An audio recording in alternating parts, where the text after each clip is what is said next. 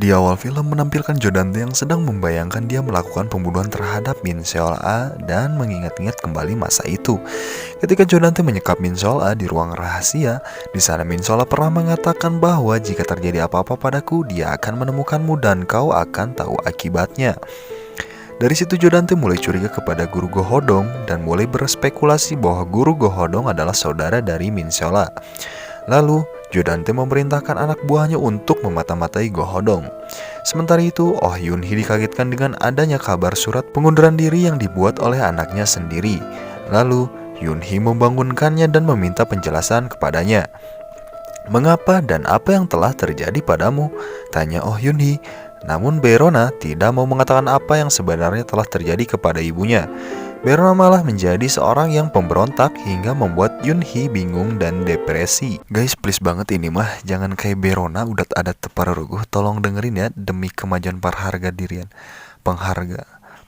dirian seorang instan tak berdaya. Ada wejangan sedikit dari saya yang hanya seorang pengangguran dan minim prestasi ini. Tapi jangan dilihat orangnya ya, lihat isi dompetnya aja.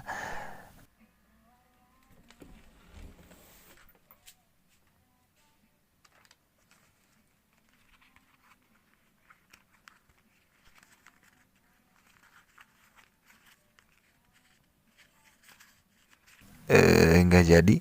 Maksudnya jangan melihat siapa yang bicara tapi lihat isi dari pembicaraan itu, oke? Oke, nice. Jadi, jika kamu mempunyai mimpi, pegang erat mimpi itu. Lakukan apa yang bisa kamu lakukan hari ini, walau yang bisa kamu lakukan hanya tidur. Tapi, percayalah, dari tidur itu, kamu akan menghasilkan mimpi yang besar. Menjadi orang sukses, walaupun hanya mimpi, seenggaknya kamu pernah menjadi sukses.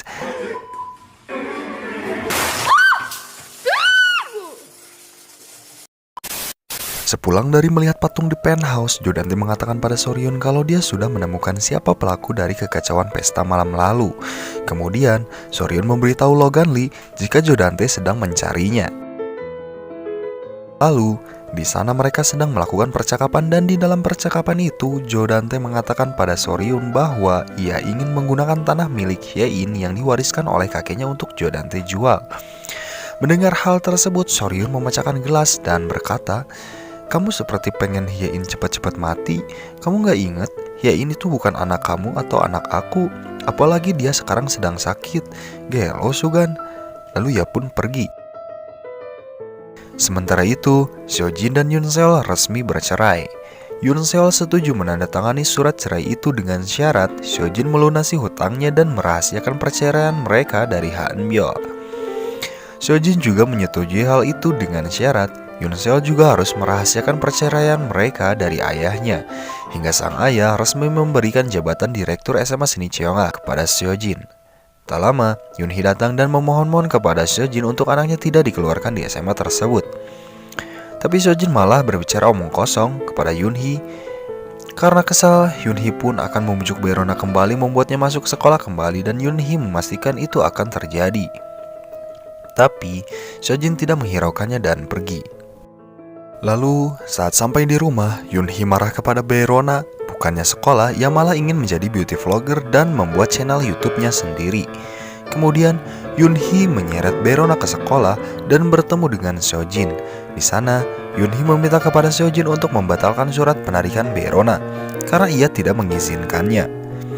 Lalu Seojin bertanya pada Berona, "Berona, apakah kamu setuju dengan ibumu?"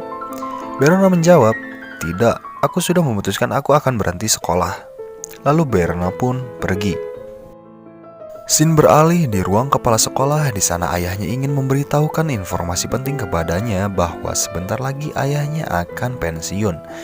Dan Seojin adalah sebagai kandidat pengganti ayahnya menjadi direktur kepala SMA tersebut. Mendengar kabar itu, hati Seojin menjadi berbunga-bunga, lalu ia menaikkannya dengan Jodante. Sementara itu, anak buah Jodante beserta klik Kyujin juga sedang memata-matai guru Gohodong.